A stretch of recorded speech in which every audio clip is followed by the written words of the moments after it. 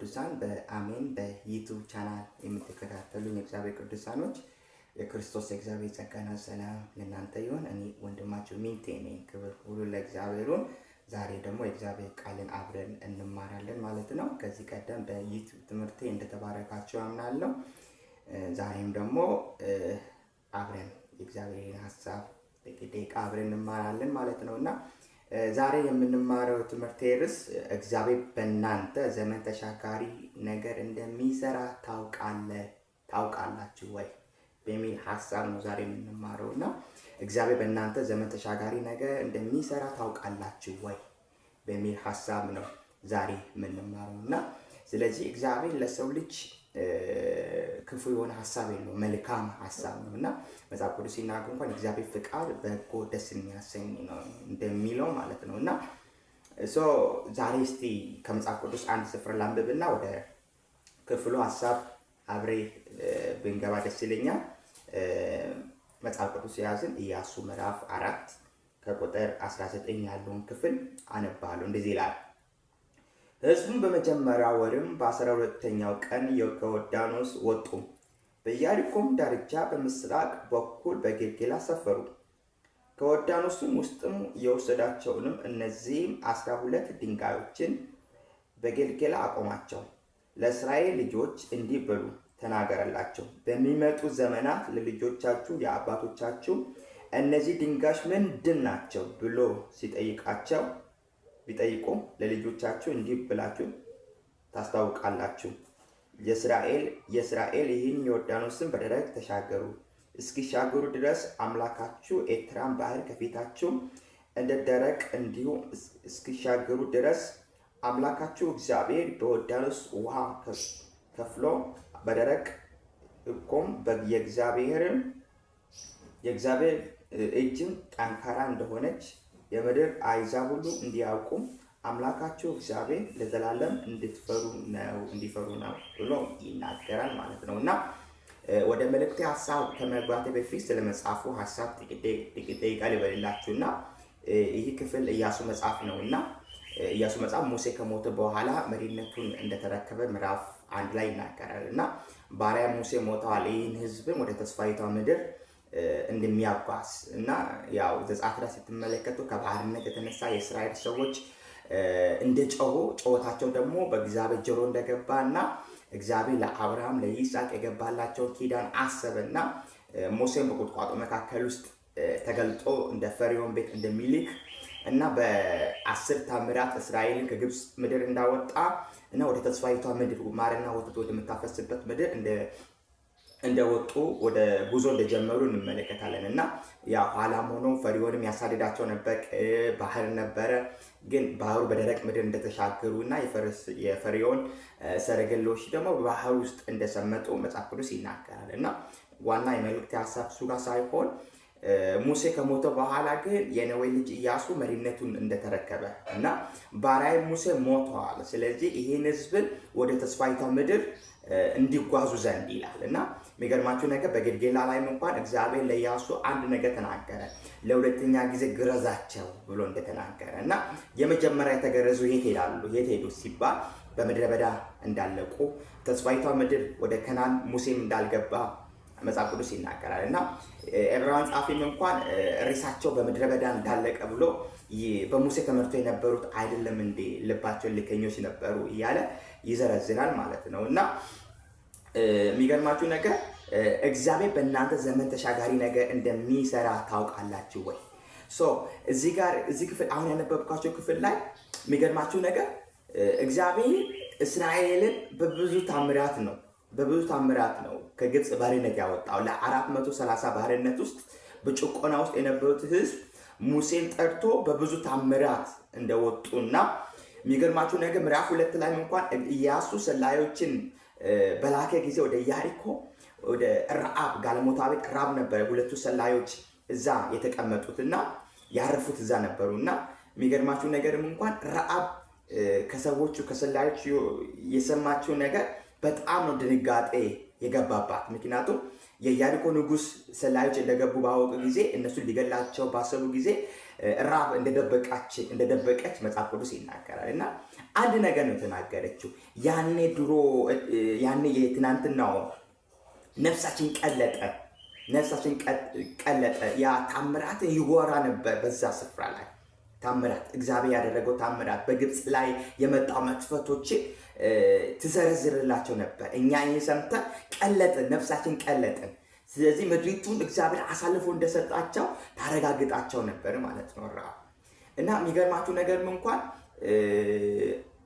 ቀይ ባህርን ዮርዳኖስን በእግዚአብሔር ታምራት ነው የተሻገሩት። ስለዚህ እግዚአብሔር ለኢያሱ አንድ ነገር ተናገረ። ምክንያቱም በዘመናት መካከል እግዚአብሔር ራሱን ያለ ምስክርነት አይቶ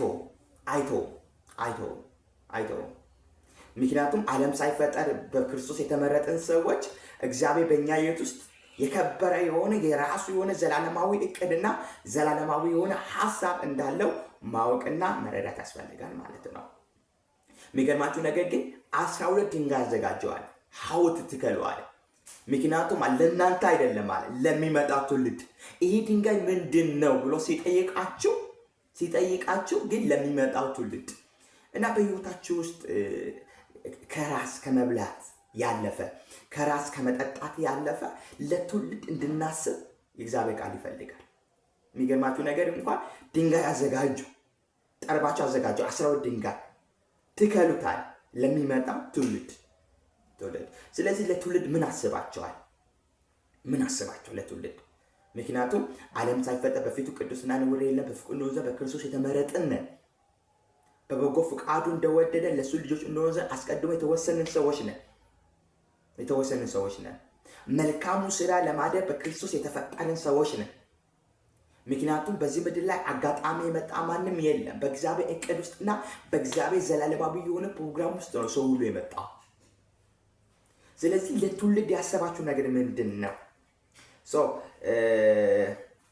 እግዚአብሔር በእናንተ ዘመን ተሻጋሪ ነገር እንደሚሰራ ታውቃላችሁ። የመልእክት ሀሳብ ነው እና የሚገርማችሁ ነገር የመጀመሪያ በሕይወታችሁ እግዚአብሔር ዘመን ተሻጋሪ ነገር ለትውልድ የሚተርፍ ስራ እንዲሰራ ከፈለጋችሁ፣ ከራስ ያለፈ ሕይወት ከፈለጋችሁ የመጀመሪያው የክርስትና የሚመጥን ሕይወት መኖር ያስፈልገናል።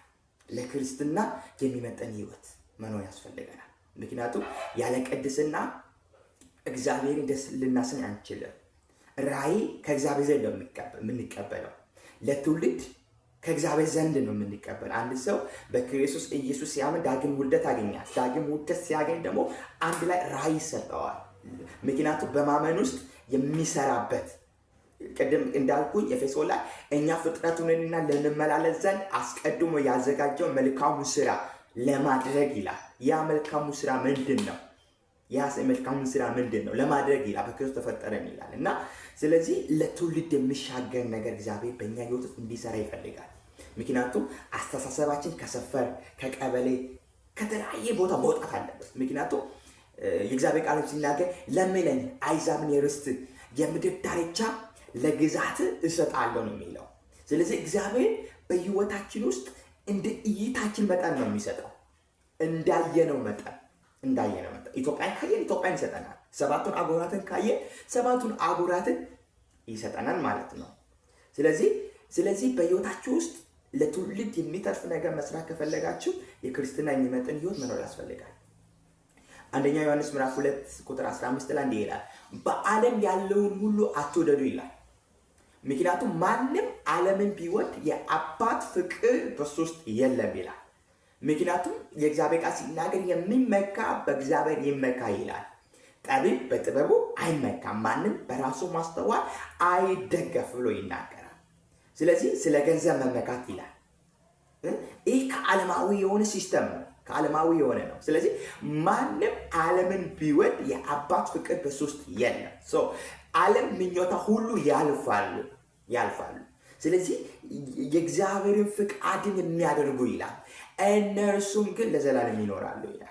ስለዚህ ለክርስትና የሚመጥን ሕይወት ከዓለማዊ ሕይወት፣ ምክንያቱም የሰው ልጅ ሕይወቱ ብዛት በገንዘቡ ሀብት ባከማቸው ሀብት አይደለም ይላል እና ሌላው ደግሞ መዝሙረ ዳዊት ምዕራፍ 1 ላይ እንኳን ምስጉን ነው በክፎች ምክር ያልሄደ፣ በኃጢአተኞች ወንበር ያልተቀመጠ፣ ነገር ግን በእግዚአብሔር ሕግ ደስ ይለዋል።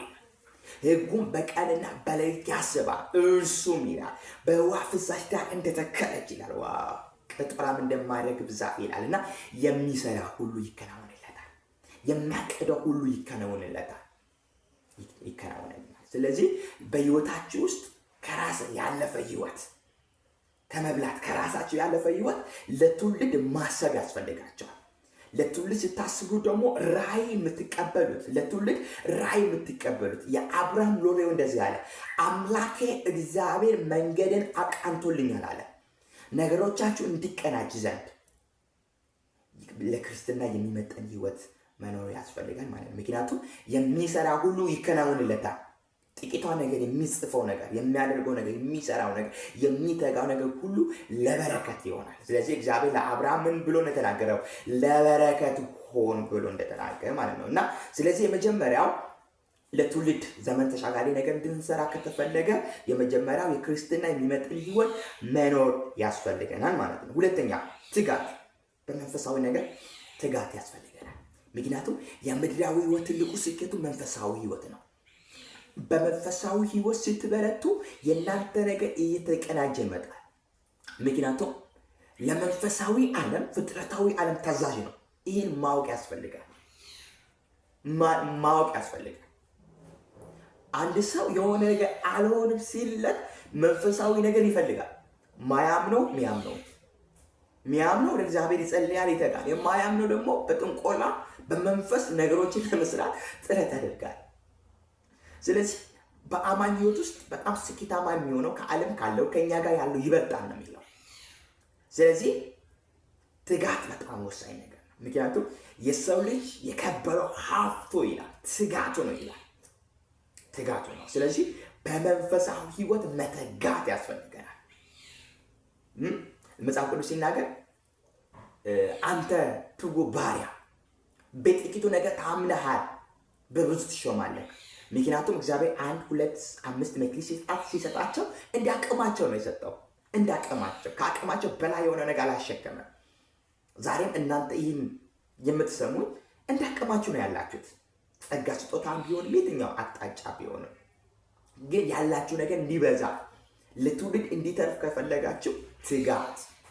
ምክንያቱም 1 የወሰደው ቀበረው ይላል፣ 2 የወሰደው ተግቶ ነው 4 ያተረፈው፣ 5 የወሰደው ደግሞ 10። ምክንያቱም የትጋት ውጤት ነው ትጋት። ስለዚህ በህይወታችሁ ውስጥ በጣም በትጋት ያመጣችሁት ነገር ፍሬው በጣም ወሳኝ በረከት ነው። ደስታ አለ። በተለይ የውስጥ ሰላምና የውስጥ እርካታ የሚገኘው በትጋት ውስጥ ነው። ስለዚህ ነው የከበረው ሀብቱ ምንድነው? ትጋቱ ነው። ስለዚህ መትጋት ያስፈልጋል። ለምሳሌ መጽሐፍ ለመጻፍ ለትውልድ ለማሸጋገር ምን መትጋት፣ በመንፈሳዊ ነገር ትጋት መትጋት። በየትኛው አቅጣጫ ለምትሰሩት በንግድ ስራ ራሱ ሚሊየነር ለመሆን ትጋት ያስፈልጋል። ምክንያቱም የሰው ከትልቅ ነገር አይደለም የሚጀምረው፣ ከትንሽ ነገር ነው። ስለዚህ ከትንሽ ነገር ውስጥ ጀምራችሁ በጣም መትጋት ያስፈልጋቸዋል ማለት ነው። ስለዚህ ሁለተኛ ትጋት ያስፈልገናል ለትውልድ ለመሻገር፣ ለትውልድ ዘመን ተሻጋሪ ነገር ለማስረከብ ለመስራት ከፈለግን። ሁለተኛ ደግሞ የኛ ነገር ለእግዚአብሔር አደራ መስጠት። ይሄ ትልቅ ነገር ነው። መጽሐፍ ቅዱስ ሲናገር በምድር ተቀመጥ፣ ታመን፣ ተሰማራ፣ በእግዚአብሔር ደስ ይበል፣ የልብ መሻት ይሰጣል። ስለዚህ የመንገዳችሁን አደራ ለእግዚአብሔር አደራ ስጡ። ምክንያቱም ዘጸአት ምዕራፍ 14 ቁጥር 13 ላይ እንኳን ዛሬ የምታያቸው ግብፃውያንን ለዘላለም አታያቸው፣ ምክንያቱም ለምን ትጫወትብኛለህ ያለው ለሙሴ። በእጅ ላይ ያለው ምንድነው? በትር ነው። አንሳው። በትሩ ሲያነሳ ነው ባህሩ የተካፈለው። ስለዚህ ስለ እናንተ እግዚአብሔር ይዋጋል፣ እናንተ ዝም ትላላችሁ ይላል። ስለዚህ የኛ ነገር ለእግዚአብሔር አደራ መስጠት ቀሪ ዘመናችን። ምክንያቱም በራሳችን መመካት የለብንም። በራሳችን እኔ አደርጋለሁ፣ ቤተሰቤ ያደርጋል፣ ቤተሰቤ ይሰራል፣ ቤተሰቤ እንደዛ ማድረግ የለባችሁ። አማኝ ሁሉ ጊዜ ህይወቱን ዘመኑን ሁሉ ለእግዚአብሔር አደራ ይሰጣል ማለት ነው። ሌላ ደግሞ በእግዚአብሔር መታመን ያስፈልጋል። ለትውልድ የሚተርፍ ነገር ከፈለገ በእግዚአብሔር መታመን ያስፈልጋል። ምክንያቱም በእግዚአብሔር የሚተማመኑ ሁሉ ኃይላቸውን ያድሳሉ ይላል። ምክንያቱም ያዕቆብን ከጥያቄ ይልቅ እኔን እወቀኝ አለ። ፍርድ የተዛባ መንገድ የተሰወረ ለምን ትላለህ? አላወቅምን? አልሰማህምን? እግዚአብሔር አምላክ የምድር ዳርቻ ፈጣሪ ነው። ማስተዋሉ ፈጽሞ አይመረመርም። ለደካማው ኃይል ይሰጣል፣ ጉልበት የሌለው ብርታትን ይጨምራል። እግዚአብሔርን በመተማመን የሚጠባበቁ ደግሞ ኃይላቸውን ያድሳሉ።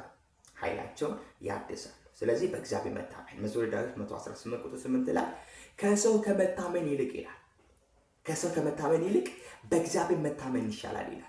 በገዢዎች ተስፋ ከማድረግ ይልቅ በእግዚአብሔር ተስፋ ማድረግ ይሻላል ነው የሚለው። ምክንያቱም ኢዮብ ባለው ሀብትና ባለው ንብረት በዛ ነገር ላይ አታመነም። መታመኛው እግዚአብሔር ነው። ስለዚህ በእግዚአብሔር መታመን እሱ መንገዳችንን ያቃናልኛል። ምክንያቱም አብርሃም ሎሌውን በጠራ ጊዜ ለልጁ ለይስሐቅ ርብቃ ሚስት ሊያመጣ ባሰበ ጊዜ አንድ ነገር ነው የተናገረው፣ መልአኩን ከፊትህ ልኳል። ስለዚህ እሱ ቀድሞዋል ማለት ነው። እሱ የቀደመ ነገር ደግሞ መከናወን አለ ማለት ነው። ስለዚህ በእግዚአብሔር አምኖ ነበር የላከው። ሌላ ደግሞ የሚገለጠው ነገር ደግሞ ለእግዚአብሔር ክብር ይሁን። የሚገለጠው የምንጽፈው ጽሑፍ ይሁን፣ የምንሰራው ስራ ይሁን፣ ቢዝነሳችን ይሁን፣ ከኛ ከራስ ያለፈ ህይወት ለመኖር። ስለዚህ የሚገለጠው ነገር ለእግዚአብሔር። ምክንያቱም ሐና ከሰጠኝ እሰጥሃለሁ አለች።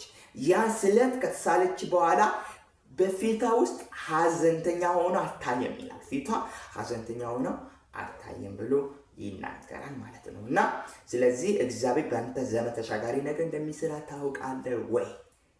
አው ካልክ ካንተ የሚጠበቀው ነገር አለ። የመጀመሪያው ብያለሁ፣ የክርስትና የሚመጥን ህይወት መኖር። ሁለተኛ ደግሞ ትጋት ያስፈልገናል። ሶስተኛ ደግሞ የኛ ነገር ለእግዚአብሔር አደራ መስጠት። ሶስተኛ ደግሞ በእግዚአብሔር መታመን። አራተኛ ደግሞ የሚገለጠው ነገር ለእግዚአብሔር ክብር ማድረግ። እንዴት ስትሆኑ በህይወታችሁ ውስጥ እግዚአብሔር ዘመን ተሻጋሪ ነገር ይሰራል ማለት ነው። እና እንደተባረካችሁ አምናለሁ። በዩቲዩብ ቻናል በአሜን የተከታተላችሁ ያላችሁ ቅዱሳን ተባረኩልኝ። እና በፋሪስ ግሩፕ ውስጥ ያላችሁ፣ በቅዱስ አምልኮ ቤተክርስቲያን ግሩፕ ውስጥ ያላችሁ፣ በተለያዩ ግሩፕ ውስጥ ያላችሁ ሰላም ብያቸዋለሁ። ይህን ቃል ደግሞ ለበረከት ይሁንላችሁ።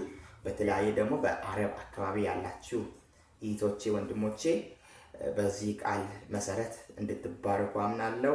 ሌላ ትምህርት ደግሞ አለ እና ያን ትምህርቶችን እንድትከታተሉ ተጋብዛቸዋለሁ። ተባረኩልኝ። እወዳቸዋለሁ። ሌላ ጊዜ